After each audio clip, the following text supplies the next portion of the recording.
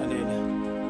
Uyabona unyaka uqale nazi waze waphela. And njengamanje sisalele i-hour singene kulonyaka esiyakona. Kunezinto ezihlelwa abantu kusukela unyaka uqala, angazi noma samba sonke yini. Kunomuntu ongaxabananga naye ngoMay, kunomuntu ongaxabananga naye ngoJuly, but uxabane naye ngoFebruary, unyaka usaqala nangoJanuary. Mina la ngifuna ukuya khona, ngifuna ekuthenini kunomuntu okwazi ukukulinda kwaze kwafika lesikhathi sokuthi kunesikhathi sokuhlukana konyaka.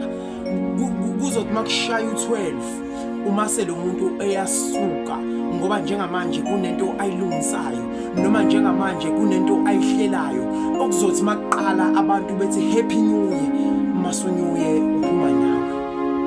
Into engifuna ukuyisho mina kuwena, ngifuna ukutshela ukuthi ungamangali ngakusasa mangasuvuka kuthiwa kwenze ukuthi, ngoba kunezinye zezinto esizibheka kancane kanti lezo zinto ziyakhuluma. Kunezinto ezihlelwa unyaka usaqala, uma ihlelwa unyaka usaqala kodwa ziyaphethwa unyaka mawuphela.